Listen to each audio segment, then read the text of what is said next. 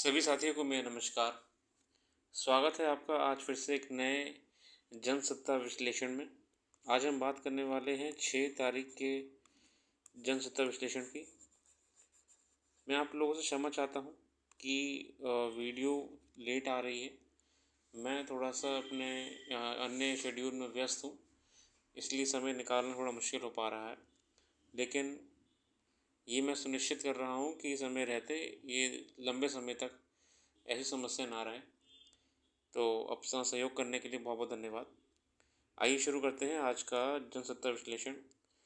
आज हम बात करने वाले हैं जो कि हम पिछले बीते दिनों से देख रहे हैं कि कैसे ग्लेशियर लेक्स, और अगर मैं ग्लेशियर लेक्स की बात कर रहा हूँ तो हिंदी में हम इनको बोलते हैं हिमानी झीलें। ठीक है, हिमानी झीलें मतलब हिमालय में जो हिम मतलब बेसिकली आपकी ठंड, हिमानी, ठीक है ना। ऊपर जो ग्लेशियर्स होते हैं इनसे बनी झीलें, हम ये आज जानेंगे कैसे हाल ही में जो सिक्किम में आपका एक झील जो कि बनी ही थी आपकी ग्लेशियर्स के पिघलने से, ठीक है, वो निरंतर इनपुट ग्लेशियर्स से पानी ले रही थी। उसके बाद एक ऐसा समय आ गया कि ये झील अपनी तय सीमा से ज़्यादा बड़े होने लगी और एक पॉइंट पे आके ये बह गई, और भई ऐसे कि रास्ते में जो भी आया उसे तबाह कर दिया। अब ये जो सिक्किम वाला केस हमारे सामने आया है, इसमें हम लोग को ये जानना बहुत ज़रूरी है कि ये आपकी ग्लेशियर लेक्स होते हैं या जो हिमनद की झीलें होती हैं, ये कोई ऐसा नहीं होता है कि ये एक ही दिन में बन के तैयार हो जाती हैं और तुरंत बहना शुरू कर देती हैं। सिक्किम में जो घटना हुई है उसमें ये पाया गया है कि पिछले 20 साल से, और 20 साल से पहले 10 साल से इसका ऑलरेडी वैज्ञानिकों ने अलर्ट बोल दिया था अथॉरिटीज़ को कि ये झील अपनी तय सीमा से ज़्यादा ओवरफ्लो हो रही है या फिर ओवरफ्लो हो सकती है, क्योंकि जो इसका एक बाउंड्री लाइन एक्सपेक्ट करा जाता है ये उससे आगे जा चुकी है। ठीक है, और कोई भी प्राकृतिक घटना आएगी तो उसमें निसंदेह ये बड़ी एक प्राकृतिक आपदा बन के ही निकलेगी।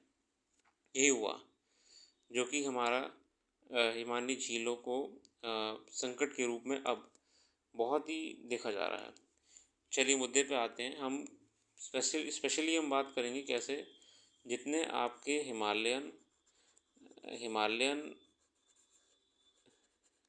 स्टेट्स हैं या रीजन्स हैं, उनमें पिछले 2-3 साल से कोई ना कोई घटना हो ही रही है। ठीक है, जैसे अगर हम बात करें कर्णप्रयाग की, ठीक है, चाहे हम जोशीमठ की बात करें जहाँ पे दरारें आ रही थी, ठीक है, जोशीमठ में हम जानते हैं कि बीते ही पिछले 1.5 साल से वहाँ पे कई दरारें मकानों में आना शुरू हो गई थी जो मकान थे, और वहाँ पे सेस्मिक एक्टिविटीज़ धीरे धीरे रिकॉर्ड करी जा रही थी, जिनसे वहाँ के लोगों को वहाँ से हटा दिया गया और उनको नई जगह पे शिफ्ट कर दिया गया था। ठीक है, पर्वतीय क्षेत्रों में खासकर हम जानते हैं कैसे हम वहाँ पे लैंडस्लाइड बोले तो भूस्खलन, एवलांच, हिमस्खलन, क्लाउड बर्स्ट इत्यादि हम प्राकृतिक घटनाओं को अनुभव करते हैं। ठीक है,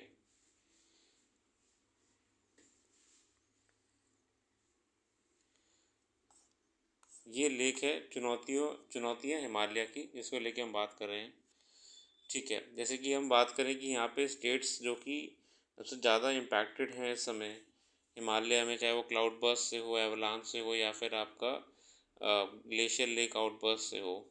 ठीक है, उत्तराखंड के आपके तमाम शहर, ठीक है, हिमाचल प्रदेश, ठीक है, ऊपर आपका JNK, ये कहीं ना कहीं नेचुरली भी और लंबे समय से एक एक दुर्घटना वाले क्षेत्र में ही पनपे हैं और रहे हैं। ठीक है, सिक्किम में नॉर्थ ईस्ट की अगर हम बात करें, नॉर्थ ईस्टर्न स्टेट जितने भी हैं, वो भी जितने भी हिमालयन स्टेट इस समय कोई ना कोई चीज़ को लेके चर्चा में रहे हैं। सिक्किम में ऐसे जो तबाही मची है, इसका कारण उत्तरी क्षेत्र में लगभग 5,000 मीटर की ऊंचाई पर स्थित दक्षिण लोहनाक झील, ठीक है। लोहनाक झील जो है, वहाँ पे एक लोहनाक झील भी है और एक आपकी दक्षिण लोहनाक झील है, ठीक है। लोहनाक झील बोलते हैं वहाँ पे तो इसे साउथ लोहनाक झील लगभग 5,000 मीटर की ऊंचाई पे पाई जाती है। ये आपकी 5,000, ये सिक्किम में हो रही समस्या में ये मुख्य अपना कारण है इसका, यही ओवरफ्लो हुई थी आपकी, ठीक है। और इसका ओवरफ्लो होके ही जो नीचे बहना शुरू हुआ है, इसने तबाही मचा दी है। अगर हम ग्लेशियर लैंडफॉर्म्स की बात करें थोड़ा सा ज्योग्राफी में, तो एक लैंडफॉर्म का आपने नाम सुना होगा जिसका नाम होता है मोरेन। जी हाँ, इसे मोरेन भी कह सकते हैं। एक ग्लेशियल लैंडफॉर्म, अगर हम ज्योग्राफी में जाएंगे तो लैंडफॉर्म्स बनते हैं ना आपके, ग्लेशियर लैंडफॉर्म होते हैं आपके, एओलियन लैंडफॉर्म्स होते हैं आपके, कार्स्ट टोपोग्राफी लैंडफॉर्म्स होते हैं। तो ये आपके ग्लेशियर लैंडफॉर्म में इसको हम नाम देते हैं मोरेन, ठीक है। ये मोरेन लैंडफॉर्म होता है जो कि आपका ग्लेशियल एरियाज में बनता है, ठीक है। यहीं पे जो ये साउथ लोनाक झील है, बादल फटने से क्या हुआ, जो इसके ठीक नीचे तीस्ता नदी बह रही है, इसमें और पानी का बहाव बढ़ गया, पानी का सप्लाई बढ़े, जिससे भारी नुकसान हुआ है। यहीं पे गंगटोक, पेंगोंग, मंगन एवं नामची जैसे स्थान सबसे ज़्यादा प्रभावित हुए थे। अत्यधिक गर्मी के कारण जब ग्लेशियर पिघलने लगते हैं, ठीक है ना, देखिए आप, हम जानते हैं ये वाली चीज़ कि ग्लेशियर यदि पिघल रहे हैं, ग्लेशियर देखिए नॉर्मली भी पिघलते हैं, ऐसा कुछ है नहीं कि ये ग्लेशियर पहली बार पिघल रहे हैं, ग्लेशियर नॉर्मली भी पिघलते हैं। अगर हम देखें कि देखिए ग्लेशियर क्या है, बेसिकली बर्फ़ है, और बर्फ़ पिघलती कैसे है, जब आपकी गर्मी होती है, ठीक है। जब गर्मी बहुत ज़्यादा होती है और जब ये सनरेज़ आपकी पहाड़ों पे पड़ती हैं, और मैं यहाँ पे बेसिकली ग्लेशियर्स की बात करूँगा, तो ये धीरे धीरे पिघलना शुरू हो जाते हैं, ठीक है। ये पिघलना शुरू हो जाते हैं और ये जितना पिघलते हैं तो पानी निकलता है, पानी निकलता है तो ग्लेशियर झीलें बनती हैं, इसे मोरेन भी कह सकते हैं, ठीक है। अत्यधिक गर्मी के कारण जब ग्लेशियर पिघलने लगते हैं तो वहाँ से निकली हुई धाराएं ऊपर ही जमा होकर झीलों का निर्माण करती हैं, जिन्हें हम भूगोल की भाषा में हिमानी झील कहते हैं, जो कि मैं आपको बता रहा हूँ बार बार, हिमानी झील कहते हैं, ठीक है। इनमें उटी इनमें जो हलचलें होती हैं, इनके कारण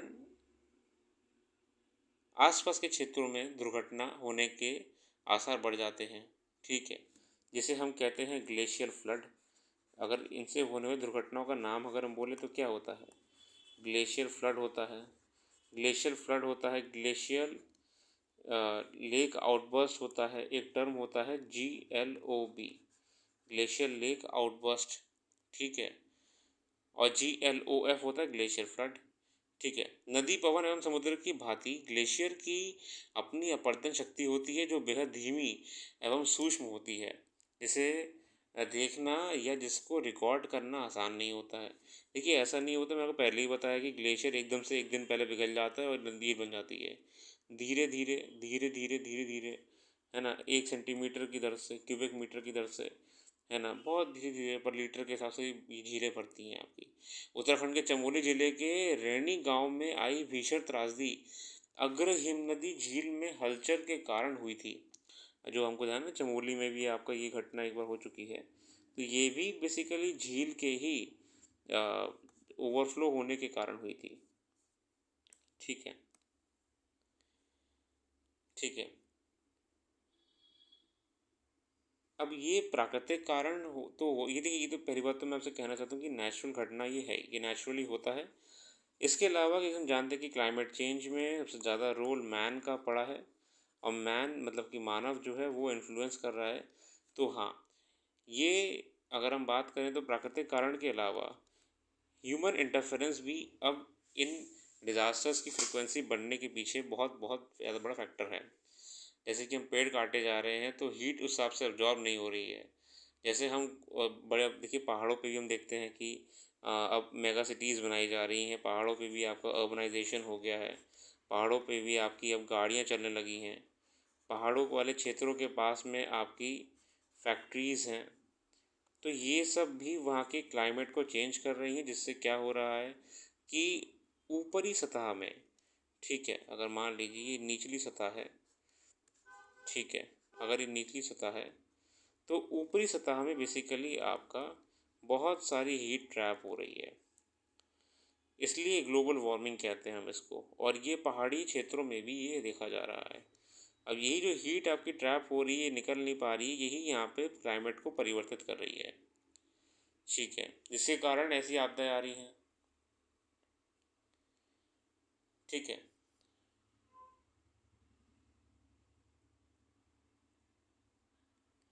और ये हाल ही में अगर हम देखें तो जो नेपाल में इंटीग्रेटेड आपका एकीकृत पर्वतीय विकास अंतर्राष्ट्रीय केंद्र है, ठीक है ना, जो आपका नेपाल में एकीकृत पर्वतीय विकास अंतर्राष्ट्रीय केंद्र है, इसने इनकी रिपोर्ट में भी ये मेंशन करा हुआ था कि कैसे आपका हिंदू कुश हिमालय एवं पश्चिम हिमालयों के क्षेत्रों में ऊष्मीकरण वैश्विक औसत से भी ज़्यादा है, ठीक है। इस कारण इन क्षेत्रों में हमें अत्यंत विनाशकारी प्राकृतिक घटनाएं देखने को मिल रही हैं। यहाँ पे जो आपका हीट जब से ज़्यादा ट्रैप हो रही है, और यही कारण है कि यहाँ पे बहुत ज़्यादा ह्यूमिडिटी और हीट मेंटेन है। हिमालय क्षेत्र नवीन वलित पर्वत हैं जो प्रतिवर्ष लगभग 5 सेंटीमीटर बढ़ रहे हैं। ये हम जानते हैं कैसे कि हिमालय क्षेत्र जो आपका हिमालयाज़ हैं, ये हर साल 5 सेंटीमीटर की दर से बढ़ रहे हैं। और ये यंगेस्ट है आपका इस समय जो है आपका, ये एक्टिव है, ये बहुत ही रिपोर्ट्स में क्लियर भी करा गया है, ठीक है।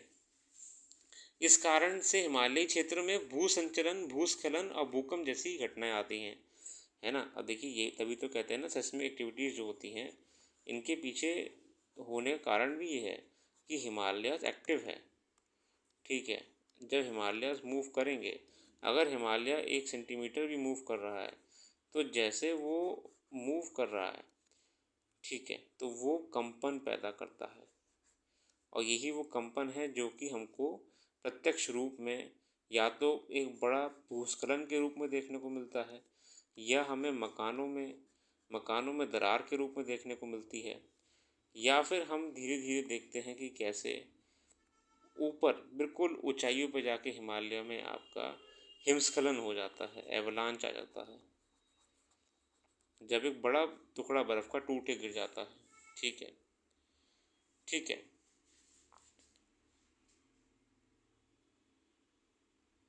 भारतीय उष्ण देशीय मौसम विज्ञान संस्थान पुणे, जो आपका इंडिया पुणे में इंस्टीट्यूट है, भारतीय उष्ण देशीय मौसम विज्ञान संस्थान पुणे में कि किए गए अध्ययन बताते हैं कि इस शताब्दी के अंत तक पूर्वी तिब्बत एवं मध्य हिमालय क्षेत्रों में मानसून जनित वर्षा में 20% तक की कमी आएगी। और थैंक्स टू ग्लोबल वार्मिंग इस बार जो मानसून की जो है उसमें 20% तक की गिरावट देखी गई है, ठीक है, मतलब प्रॉपर जब मानसून फ्लरिशिंग आता है। और दूसरी तरफ कुनलून पश्चिम हिमालय, पंजाब एवं नेपाल के हिमालय क्षेत्रों में 20 से 30% तक की वर्षा में वृद्धि हो सकती है, और कई क्षेत्र में ये 20% से 30% भी बढ़ रही है। ये आपका डिफरेंस है टेम्परेचर का, ठीक है। हिमालय क्षेत्र नवीन वरित पर्वत है जो प्रतिवर्ष लगभग 5 सेंटीमीटर से बढ़ रहा है। भूवैज्ञानिकों के अनुसार तो सिक्किम में 8 रिक्टर स्केल तक पर भूकंप आने की प्रबल संभावना है, और ये भूकंप जोन 4 में आता है। एक फैक्ट ध्यान रखिएगा, जो भूकंप के जोन्स होते हैं उसमें आपका जो सिक्किम है ये आपका जोन नंबर 4 में आता है, ठीक है। सिक्किम हिमालय में एक प्रोन जगह पे है जहाँ पे सेस्मिक एक्टिविटीज़ रेगुलरली रिकॉर्ड की जाती हैं। सिक्किम जोन 4 में आता है, भूकंपीय क्षेत्र जोन 4 में आता है, ठीक है। अनेक जल विद्युत परियोजनाओं का कार्यान्वयन, बड़े बड़े बांधों का निर्माण, मैंने आपको पुरानी वीडियोस में कई बार बताया हुआ है कि बड़े बड़े जो बांध बना देते हैं हम ना, बड़े बड़े डैम्स जो होते हैं, ये भी बहुत बड़ा उत्तरदायी हैं पहाड़ों पे होने वाली प्राकृतिक आपदाओं के पीछे, क्योंकि ये एकदम से बहुत बड़ा सरोवर अपने पीछे रोक के रखते हैं पानी का, और जब इनकी दीवारें ये वज़न झेल नहीं पाती हैं तो ये टूट के गिर जाती हैं और सारा सरोवर जो है नीचे के क्षेत्रों में बह जाता है।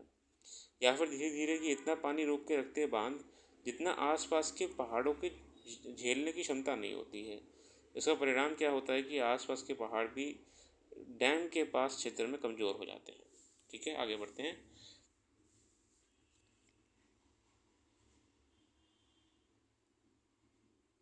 पहाड़ों पर प्राकृतिक पर्यावरण एवं सांस्कृतिक प्रदूषण वास्तव में चिंता का विषय है। पर्यटन के बहाने पेड़ों को अंधाधुंध कटाई से वर्षा चक्र में प्रभावित हुआ है, जिसका परिणाम हम सभी के समक्ष है। हमको देखिए, जितना मैंने आपको बताया कैसे कि पहाड़ों पर भी डेवलपमेंट बहुत तेज़ी से बढ़ रहा है।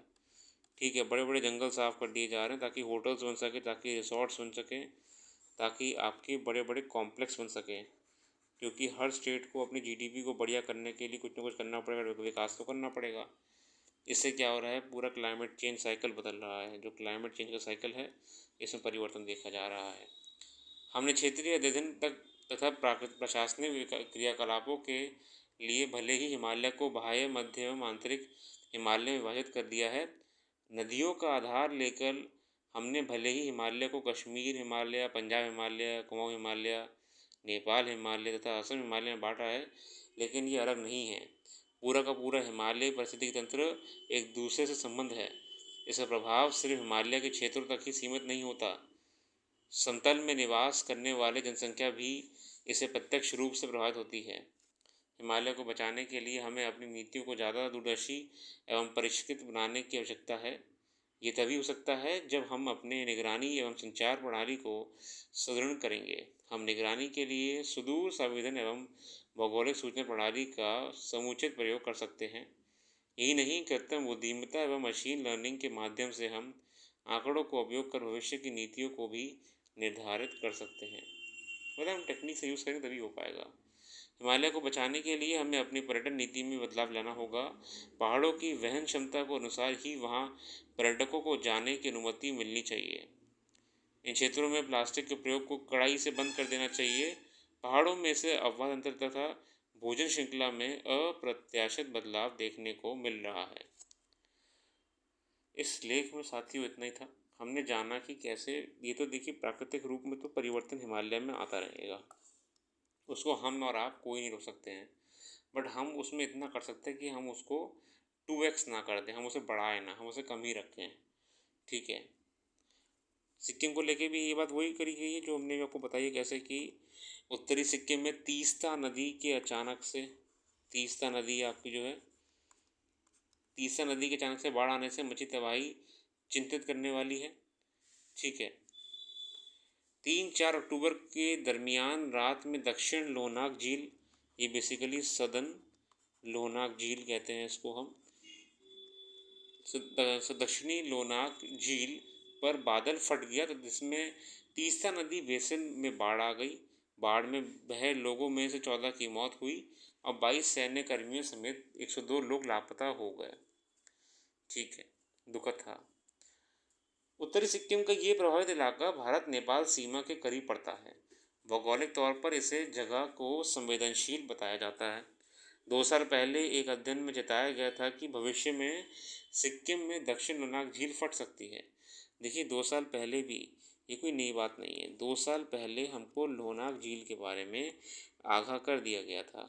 ठीक है, 2 years ago कि ये झील जो है ये खतरे का काम कर रही है।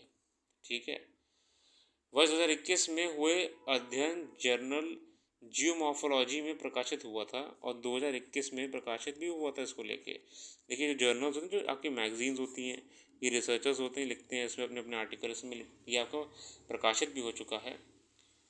इसमें रेखांकित किया गया था कि दक्षिण लोनाक झील का स्तर हिमनद के पिघलने की वजह से बीते 1 दशक में खासा बढ़ा है। और इस रिपोर्ट में बताया गया था कैसे कि 1 दशक मतलब 10 ईयर्स से इसमें बढ़ ही रहा है, एकदम से नहीं हुआ है। और हिमनद झील के फटने से बाढ़ का खतरा बढ़ गया है। GLOF मतलब ग्लेशियर लेक फ्लड्स। ठीक है, 1962 से 2008 के बीच 46 साल में हिमनद करीब 2 किलोमीटर पीछे हट गया है। देखिए, हिमनद मतलब जो ग्लेशियर होता है, ग्लेशियर के पीछे हटने का मतलब क्या होता है कि जैसे जैसे बर्फ़ पिघलने लगती है, झील बड़ी होती रहेगी और ग्लेशियर छोटा होता रहेगा, क्योंकि हिमनद पिघल के पानी बन जाएगा। तो झील बड़ी होती रहेगी और ग्लेशियर छोटा होता रहेगा। इसका मतलब क्या था कि झील 10 साल से बढ़ रही थी। हमको ये ऑब्जर्व पहले से ही करना था। शोध रिपोर्टों में लगातार चेतावनी दी जाती रही है कि वर्तमान और भविष्य में हिमनद टूटने से होने वाले परिवर्तनों से जुड़े खतरे का मूल्यांकन करना जरूरी है ना। तो हमने इस बारे में जान लिया अच्छे से कि समस्या कहाँ पे आ रही है सिक्किम को लेके, और हमको कहाँ पे इस चीज़ को खास कर अगली बार से क्या हमको जितने भी क्षेत्रों में अभी तक समस्या ये नहीं आई है, हमें वहाँ पे भी ये जानना देखना पड़ेगा कि ये हिमालय क्षेत्र जो संवेदनशील होते जा रहे हैं, हम उनको कैसे और किसी प्राकृतिक घटना से बचा सकते हैं। अगली खबर सामने है नोबेल प्राइज़ को लेके। साहित्य में नोबेल प्राइज़ किसे मिला है, ये आपको याद करना पड़ेगा प्रारंभिक परीक्षा के लिए। तो ये मिला है जॉन फॉसे साहब को मिला है साहित्य में। साहित्य बोलूँ तो इंग्लिश में लिटरेचर में किसे मिला है, लिटरेचर में साथियों, लिटरेचर में मिला है आपको नोबेल प्राइज़ जॉन फॉसे साहब को। ठीक है ना, आगे बढ़ते हैं। ये आपको जो दिख रहा है, ये बोर्ड जैसा जो आपका चीज़ है, ये कोई हॉलीवुड मूवी का, ठीक है, कोई हॉलीवुड मूवी का डिवाइस वगैरह नहीं है या फिर कोई खिलौना नहीं। ये बेसिकली अभी हाल ही में भारतीय नेवी ने, ये ऑटोनॉमस है, ये अपने आप में चलता है। ठीक है, ये पूरी तरीके से अपने आप में ऑटोमेटिक है। इसमें बंदूकें भी लगी हुई हैं। ये समुद्र में पेट्रोलिंग करना और खतरनाक परिस्थितियों में भरपूर जवाब देने के लिए नेवी ने अपने बेड़े में शामिल करा है। ठीक है ना। इसको कहते हैं हम ऑटोनॉमस। ऑटोनॉमस मतलब ऑटोमेटिक, समझ लो इससे आसान भाषा में। वेपनाइज्ड मतलब इसमें पूरे असला लगे हुए हैं। बोट स्वार्म्स मतलब होता है बहुत सारे। बरैया होती है, बरैया बहुत सारी होती है तो स्वार्म कहते हैं, और स्वार्म होता है जब ये बहुत सारे नेवी ने करे हैं। अब नेवी को मान ली किसी पर अटैक करना है तो वो उसे कुछ नहीं, छोड़ देगी इनको। तरीनी, आपको यहाँ पे नाम दिख रहा होगा, तरीनी को छोड़ देगी। ऐसे 2-3 आपके और होंगे, ये अपने आप टारगेट को लॉक करेंगे जब उनको कमांड दिया जाएगा, और ये इन बंदूकों से उस पर फायर करके उसे नेस्त नाबूद कर देंगे। इसमें बहुत सारे उपकरण लगे हुए होते हैं। ठीक है ना। इससे क्या होगा कि पहली बात तो जान माल का नुकसान नहीं होगा। ऑटोनॉमस है तो दूर से इसको बाहर कोई बड़े शिप से कंट्रोल भी कर सकते हैं। इससे क्या होगा, नेवी की और अटैक करने की पावर बढ़ेगी। ठीक है ना। तो ये आपके लिए जाना ज़रूरी है। इससे क्या होगा, जो हमारे तट हैं इनमें पेट्रोलिंग बढ़ सकती है। हम इनको बस कमांड दे के छोड़ देंगे, ये अपना पेट्रोलिंग करते रहेंगे। पेट्रोलिंग बढ़ सकती है, सर्विलांस बढ़ेगा। ठीक है ना। और दूर दूर तक जहाँ पे हम लंबे समय तक, मान लो अगर इंसानी लोगों को नहीं भेज सकते हैं ना बार बार गश्त लगाने के लिए, वहाँ पे हम इस ऑटोनॉमस मतलब ऑटोमेटिक वाली बोट को भेज के ये काम करवा सकते हैं। अगली खबर हमारे सामने ये असल में फैटी लीवर को लेके है, अल्कोहलिक फैटी लीवर को लेके है। ठीक है, ये एक रिपोर्ट में ये पाया गया है कि जो फैटी लीवर आपका बेसिकली होता है अल्कोहलिक वाला, ये ज़रूरी नहीं है कि अल्कोहल के यूज़ से ही हो। ठीक है, इसमें भी कई प्रकार, 2 प्रकार के बताए गए हैं। जो आपका non alcoholic fatty liver disease के बारे में, non alcoholic fatty liver disease के बारे में,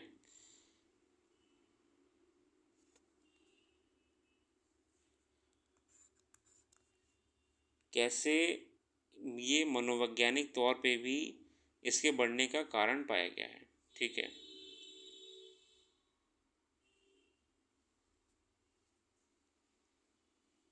हम इस पर अलग से साइंस टेक की वीडियो में आएंगे, क्योंकि मैं चाह रहा हूँ कि मैं इस पे अलग से बात करूँ, ये जो साइंस वाले टॉपिक्स होते हैं, क्योंकि ये एक्सप्लेनेशन अलग ही मांगते हैं।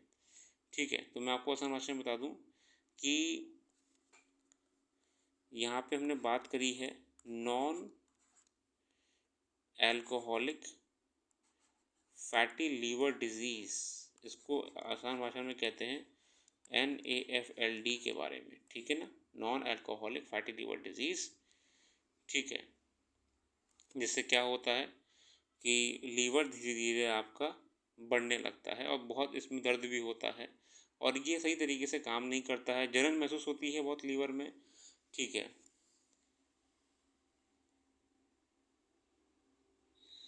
जिसका बहुत ही एक नेगेटिव इम्पैक्ट ये भी होता है कि सिरोसिस, लीवर सिरोसिस नाम की भी डिजीज़ ही फैल जाती है और वो मतलब एक तरीके से कैंसर का ही रूप होता है और जिससे भी लीवर सिरोसिस हो जाता है उसका फिर बचना मुश्किल होता है, क्योंकि ये एक तरीके से कैंसर का ही रूप होता है, लीवर कैंसर का। ठीक है, इसके बारे में इतना ही जानिए काफ़ी है। अगली खबर आती है कैसे पूसा 44 को पंजाब गवर्नमेंट ने अब बंद करने के लिए कह दिया कि भैया हमारे यहाँ ये आपकी बिल्कुल भी नहीं एंट्री करने देंगे हम पूसा 44 को, पूसा 44 को। ठीक है, तो ये है क्या पूसा 44, क्या ये हमारे कैसे ये हमको मैटर करती है, इसके बारे में जानते हैं।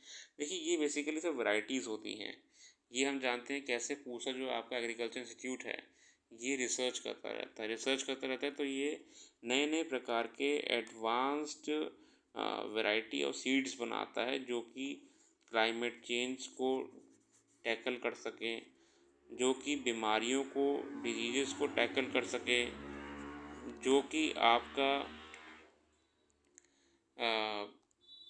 जितनी भी मौसम में हो रहे परिवर्तन को टैकल कर सकें और साथ ही साथ बिना किसी समस्या के किसान को कम इनपुट पे ज़्यादा रिटर्न दे सके। तो इसमें पंजाब गवर्नमेंट ने क्या करा है कि पूसा की वैरायटी को यहाँ पे कल्टीवेशन करने के लिए पंजाब में मना कर दिया है। ठीक है, ये किसके द्वारा बनाई गई थी? ये बेसिकली आपका पूसा के द्वारा बनाई गई थी, जिसकी मॉनिटरिंग कौन करता है मैं इसके बारे में पहले थोड़ा बेसिक जान लेते हैं। ये देखिए, भारत में ये पूसा को वैलिडेट करना कि यूज़ करी जाए ना करी जाए, ये करती है Indian council of agricultural research. Indian council of agriculture research ही बोलती है कि आपको ये यूज़ कर सकते हो या नहीं कर सकते हो। उसके बाद तो बाकी राज्यों की मर्जी है कि वो क्या चाहते हैं। ICAR की स्थापना साथियों 1930 में हुई थी। इसका मुख्यालय अगर हम बात करें तो ये इस समय दिल्ली में है।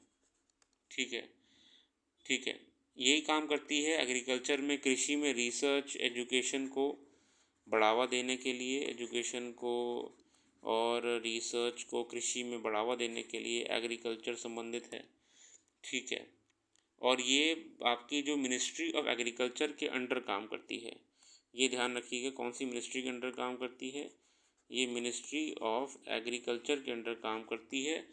उसमें भी अगर पूछे तो department of agriculture research and education, department of agriculture research and education pair के साथ काम करती है, एग्रीकल्चर रिसर्च एंड एजुकेशन के साथ काम करती है। ठीक है, अब जो पूसा वैरायटी में प्रॉब्लम क्या आ रही है, पूसा वैरायटी असल में बहुत ज़्यादा समय मांगती है। पूसा वैरायटी में एक दिक्कत ये है, दिक्कत तो नहीं है मगर ये इसकी खासियत भी है कि ये लंबे अवधि की फसल है और ये लगभग 160 दिन मांगती है पूरी तरीके से एक मैच्योरिटी अटेन करने के लिए। ठीक है, 160 दिन, जो कि किसी भी नॉर्मल वैरायटी से 30 से 45 दिन की ज़्यादा अवधि है, 30 से 45 दिन की ज़्यादा की अवधि है।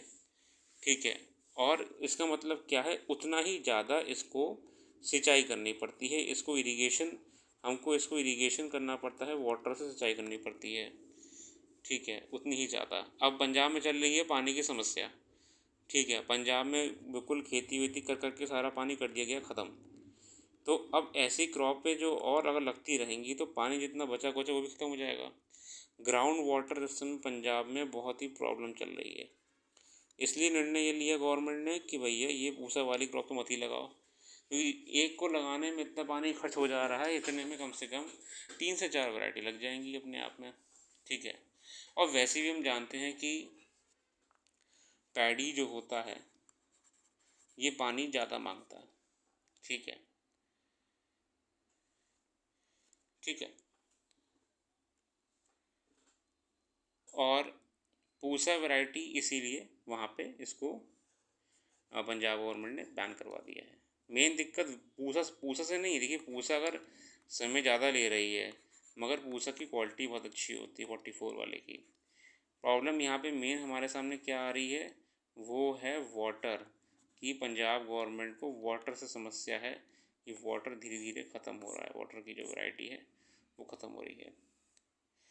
साथियों, आज के लिए हम इतना ही रखते हैं। मैं आशा करता हूँ आप लोग को ये छोटा सा विश्लेषण अच्छा लगा होगा। अगर आपको अच्छा लगा है तो बिल्कुल अपना सपोर्ट जैसे आप दिखाते आए हैं वैसे ही दिखाते रहिएगा। वीडियो को रेगुलरली देखने का प्रयास करिए ताकि आप में भी कंटिन्यूटी बनी रहे। वीडियो में आप नोट्स बनाइए अपने आप से ताकि आपको लिखने की शैली बने, ताकि आपको एग्ज़ामिनेशन परीक्षा हॉल में एमसीक्यू सॉल्व करने में भी आसानी हो। और साथ ही साथ आपको जो आपकी नॉलेज का पेड़ है, इस पेड़ में और नया ज्ञान ऐड हो। बाकी आज के लिए हम इतने ही रखते हैं। कल फिर मिलेंगे नई वीडियो और विश्लेषण के साथ। मैं संडे के बाद से सारी वीडियोस को रेगुलरली अपलोड करा करूँगा। इंडियन एक्सप्रेस की वीडियो के लिए स्टूडेंट्स ने फिर से कहा था तो मैं फिर से शुरू कर दूँगा इंडियन एक्सप्रेस की वीडियोज़ आपके लिए।